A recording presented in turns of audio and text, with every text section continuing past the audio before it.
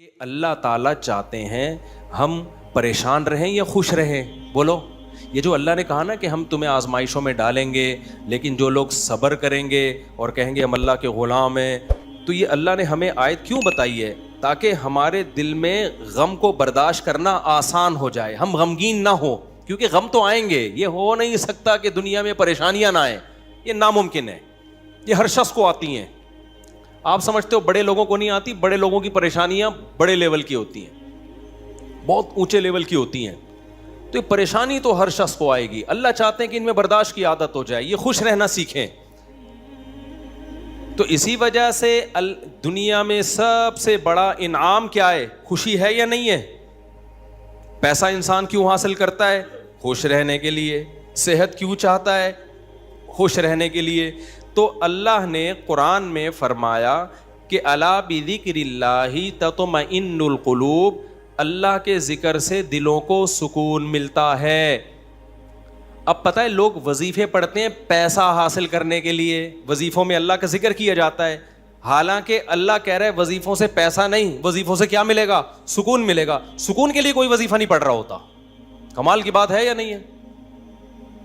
ابے بھائی صبح شام لوگ ہمارے پاس آتے ہیں، مفتی صاحب پیسے ہی نہیں ہیں، بے روزگاری ہے، بل اتنا آ گیا، دل چاہ رہا ہے وہ بل بکری کو کھلا دیں.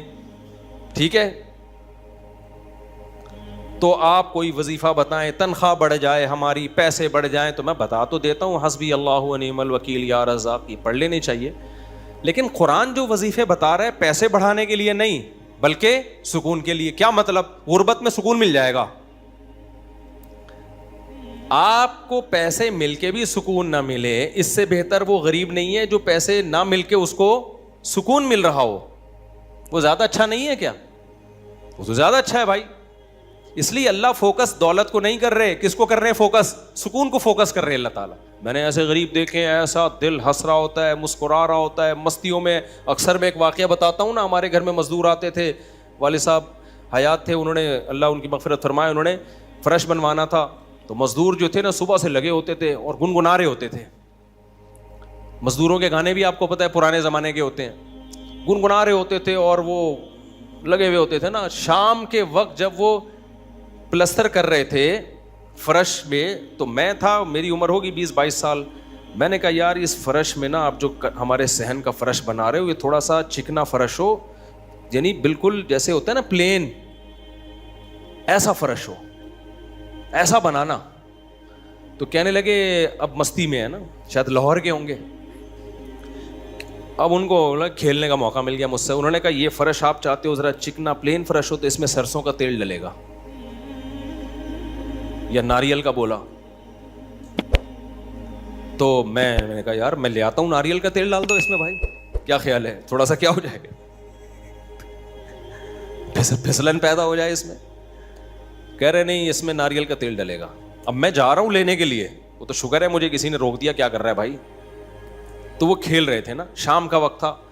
پھر دوبارہ اسی طرح کا کوئی مذاق، تو مجھے پھر میں نے کہا یار تم لوگ بڑے مستی میں ہو. کہتے ہیں یار یہ ہمارا فل مستی کا ٹائم ہوتا ہے.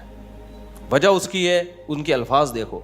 کہہ رہے ہم صبح سے تھکے ہوئے ہیں، مغرب کی اذان ہونے والی ہے، فرش کمپلیٹ کریں گے، گھر جائیں گے، تھکے ہوئے ہیں نا ٹھیک ٹھاک، دہاڑی ملے گی، گھر جائیں گے، نہائیں گے، دھوئیں گے، منجی پہ بیٹھیں گے، بیوی بچے ہمارا انتظار کر رہے ہیں، شدید بھوک میں کھائیں گے کھانا، اس کے بعد لمبے ہو کے سو جائیں گے.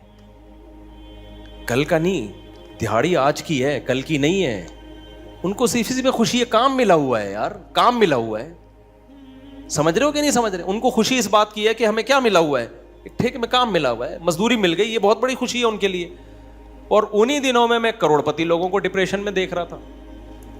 تو خوشی کا تعلق، حکیم اختر صاحب رحمہ اللہ تعالیٰ ایک جملہ بڑا اچھا فرمایا کرتے تھے کہ بادشاہ اٹیک ہمیشہ بادشاہ پہ کرتا ہے، بادشاہ کبھی بھی بھنگیوں کو اور نیچے طبقے کو اپنا ہدف نہیں بناتا.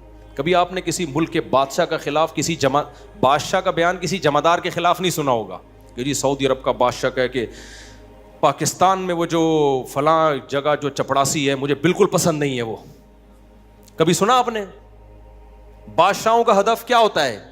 وہ ہو سکتا ہے امریکہ کے صدر کے خلاف بیان دے دے، وہ بڑے کسی اور کے خلاف بیان دے دے. اٹیک بھی کریں گے اب کبھی نہیں آپ نے سنا ہوگا بادشاہ نے بیچارے کسی رکشا چلانے والے کو بم سے اڑوا دیا بھائی اللہ یہ کہ وہ ایجنٹ ہو کسی کا, پھر وہ رکشے والا ہے نہیں, وہ ہے کوئی اور, وہ کوئی بڑی چیز ہے, وہ روپ دھارا ہوا ہے اس نے. ورنہ اوریجنل کوئی ٹماٹر والا ہو تو کبھی آپ نے دیکھا کہ کسی ملک کی فوج اس ٹماٹر والے پہ اٹیک کر رہی ہے؟ ایسا نہیں ہوتا. حکیم اختر صاحب رحمہ اللہ تعالیٰ فرمایا کرتے تھے کہ بادشاہ ہمیشہ قبضہ کس پہ کرتے ہیں؟ بادشاہوں پہ. فرمایا کہ دل جو ہے یہ پورے جسم کا بادشاہ ہے. دل کیا ہے؟ اللہ کو جب کوئی ناراض کرتا ہے, اللہ کا جب کوئی ذکر نہیں کرتا, تو اللہ تعالیٰ اس سے پیسہ نہیں چھینتے, نہ اس سے گھر چھینتے ہیں, نہ اس سے اس کی جو ہے نا خواہشات چھینتے ہیں. اللہ ڈائریکٹ اٹیک کس پہ کرتے ہیں؟ دل پہ. دل اپنے قبضے میں لے کے پریشانی ڈال دیتے ہیں اس کے اندر. اللہ دل, حدیث میں آتا ہے کہ جو دل ہے نا بین اصبعی الرحمن, اللہ کی 2 انگلیوں کے درمیان میں ہے یہ دل, ایسا کنٹرول ہے اللہ کو. تو اللہ کیا کرتے ہیں؟ دل کو لے کے اس میں کیا ڈال دی؟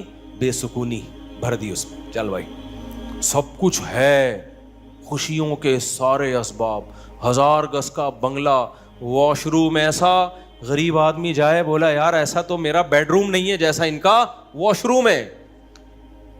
ہر کمرے میں اے سی لگا ہوا ہے, بل کی کوئی ٹینشن نہیں, اتنا پیسہ, روڈیں صاف, سڑکیں صاف, کوئی ٹینشن نہیں. اور آج کل کے جو سیکولر لبرل لوگ ہیں ان کو تو وہ والی ٹینشن ہے ہی نہیں جو ایک مولانا ٹائپ کے لوگوں کو ہوتی ہیں. سمجھ گئے ہوگے آپ بھائی, وہ جو ٹینشن جو جس کو ساری دنیا ٹینشن سمجھتی ہے, یعنی شادی کو, بیوی کو, تو وہ والی ٹینشن سے تو یہ کیا ہوتے ہیں؟ بالکل آزاد ہے ہی نہیں. گرل فرینڈ والا سیٹ اپ چل رہے ہیں ان لوگوں کو, اتنا کچھ, کوئی ٹینشن بظاہر نہیں ہے. اللہ کہتے ہیں کوئی بات نہیں, تو نے مجھے ناراض کیا نا, تو ان تمام تر وسائل کے باوجود تجھے ناکام کروں گا میں. کیونکہ اگر وسائل چھین لیتا نا اللہ تعالیٰ, پھر تو بھائی ہر ایک کو ٹینشن ہو جاتی ہے. اللہ کہتا ہے ان ساری خوشیوں میں ان خوشیوں پہ اٹیک نہیں کروں گا, میں بادشاہ ہوں. بادشاہ حملہ کس پہ کرتے ہیں؟ بادشاہوں پہ. تیرے دل کو اپنے قبضے میں لے کے اس میں سے سکون نکال کے اس کی جگہ کیا ڈال دوں گا؟ بے سکونی. جتنا گناہوں میں لذت حاصل کرنے کے لیے آگے بڑھے گا نا, اچھا پھر ایسا شخص کیا کرتا ہے جب بے سکون ہوتا ہے؟ تو پھر وہ سکون کے لیے شراب کباب کی طرف جاتا ہے, لڑکیوں کی طرف جائے گا, زنا کی طرف جائے گا, دوستیوں کی طرف جائے گا, فحش موویز کی طرف جائے گا. اللہ کہتے ہیں کہ اب جتنا ان چیزوں میں جائے گا نا, وقتی خوشی ملے گی, وقتی راحت, لیکن بے سکونی کے جال میں پھنستا چلا جائے گا. شاعر نے کہا نا, جتنا تڑپو گے جال کے اندر, جال گھسے گا کھال کے اندر. پرندہ جال میں جب پھنس جائے تو ایک طریقہ تو ہو سکتا ہے آزاد ہونے کا کہ ہلے نہیں, اور جب مالک آئے جال کو ہٹائے تو اس وقت آنکھ بچا کے نکل جائے, شاید 1% چانس ہو. لیکن اگر وہ ہلنا شروع کر دے تو جال لپٹتا چلا جائے گا کہ نہیں چلا جائے گا؟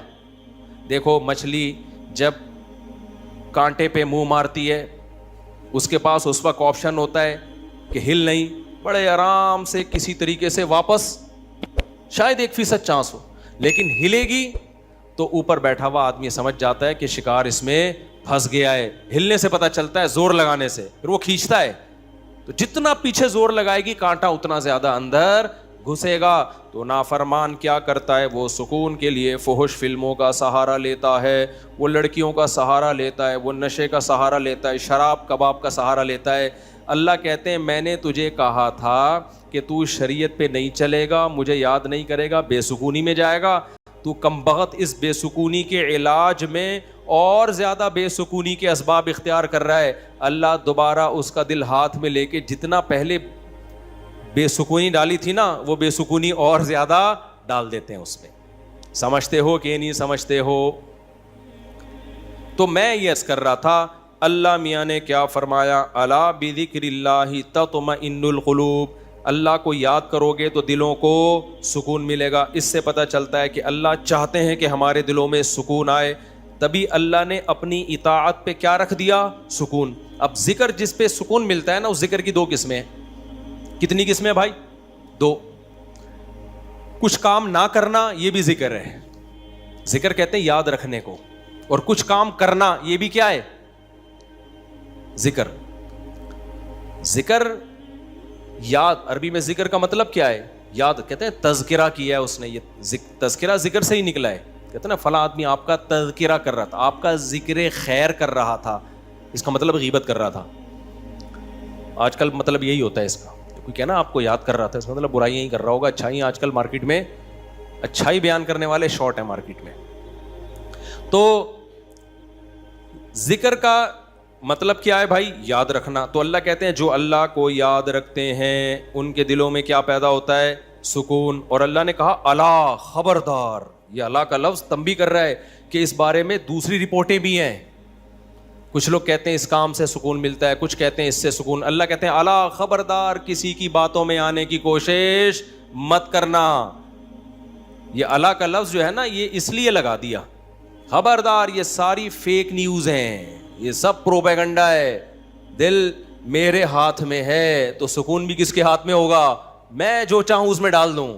سکون ایک ایسی چیز ہے اپنے اختیار سے کبھی آتی نہیں ہے. آپ خوش رہنے کی کوشش کرو تو تھوڑا سا کچھ اسباب اختیار کر لو گے, اس سے زیادہ نہیں ہوگا. جن لوگوں نے خوش رہنے پر کتابیں لکھی ہیں نا, ان میں بہت سے خودکشی کر کے مرے ہیں. سمجھ رہے ہو؟ کتابیں لکھ گئے کہ خوش ایسے رہتے ہیں. کتاب لکھ کے جب وہ چلی نہیں مارکیٹ میں تو اسی سے ڈپریشن میں چلے گئے. وہ یار یہ چل کیوں نہیں تھی مارکیٹ میں, کیا خیال ہے بھائی, یہ بک کیوں نہیں رہی, اتنی محنت سے ہم نے لکھی ہے, اسی سے کیا ہو گئی ان کو؟ ڈپریشن ہو گئی. خوشی پہ ورک شاپ کرنی تھی, پبلک ہی نہیں آئی, اسی سے ٹینشن میں چلے گئے. یار پبلک تو ہے ہی نہیں, سارے پیسے ضائع ہو گئے, تو وغیرہ وغیرہ. بہت سارے مسائل ہیں لوگوں کے ساتھ بھائی, سب کے ساتھ ہی ہوتے ہیں. تو اللہ میاں نے کہا کہ یہ دل کسی موٹیویشنل اسپیکر کے ہاتھ میں نہیں ہے. آج کل گورے بہت ورک شاپس کروا رہے ہیں نا, خوش رہنا خوش رہنا.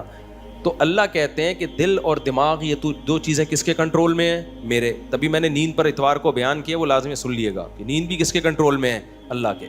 نیند کی گولی نیند کے اسباب پیدا کر دیتی ہے. ماہرین کہتے ہیں کہ سوتا آدمی اپنی طاقت سے ہی ہے, سلا کوئی نہیں سکتا آپ کو, کیونکہ دماغ آرڈر کرے گا نا سونے کے لیے دماغ کو, تو دماغ تھوڑی آرڈر کرے گا, دماغ کے اوپر کی کوئی چیز آرڈر کرے گی دماغ کو کہ آپ سو جاؤ. دماغ باقی چیزوں کو آرڈر کر سکتا ہے کہ رک جا, بولنا بند کر دے, سننا بند کر دے, آنکھیں بند کر لے. یہ سب چیزیں دماغ کے کنٹرول میں ہیں. دماغ کے کنٹرول میں نہیں ہے. ابے کیا ہو گیا, کیسے سمجھاؤں؟ دیکھو دماغ کے کنٹرول میں نہیں ہوتا کبھی بھی. مینیجر صاحب مینیجر کے کنٹرول میں نہیں ہوں گے. مینیجر کو کنٹرول کرنے کے لیے کوئی اوپر کی چیز ہوگی. حکمران کو اوپر کی طاقتیں کنٹرول کرتی ہیں. اللہ سمجھتا ہے یا نہیں سمجھتا؟ تو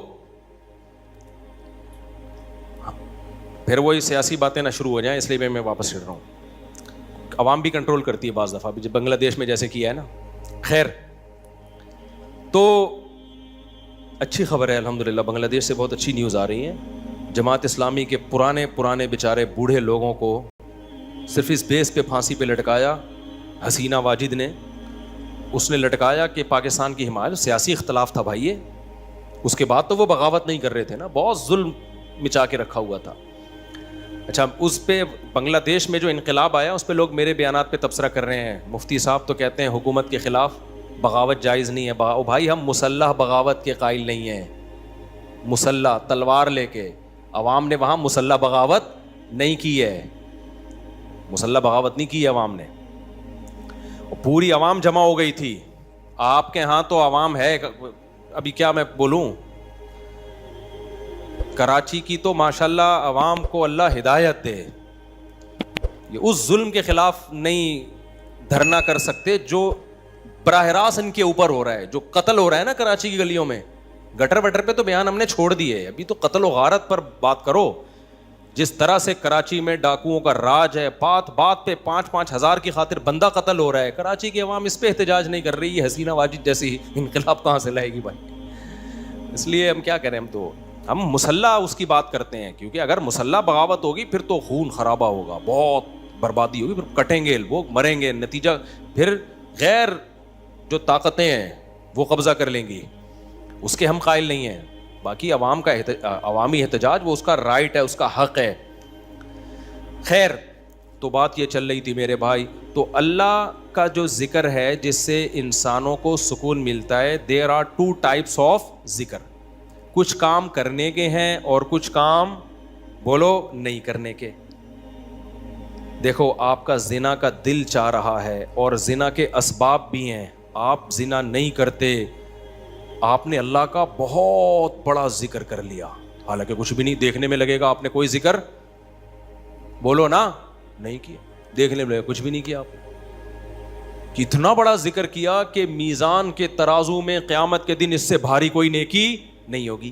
نبی صلی اللہ علیہ وسلم نے فرمایا, سبعۃ یظلھم اللہ فی ظلہ یوم لا ظل الا ظلہ, 7 آدمی ایسے ہوں گے جن کو اللہ اس دن عرش کے سائے میں جگہ دے گا جس دن اللہ کے سائے کے علاوہ کوئی سایہ نہیں ہوگا. ان میں رجل شاب, ایک وہ نوجوان, دعتہ امرأۃ ذات حسن و جمال او کما قال صلی اللہ علیہ وسلم, جس ذات حسن و مال, غالباً مال کے الفاظ ہیں, حسین بھی ہو مالدار بھی ہو, ایسی عورت زنا کی طرف دعوت دے.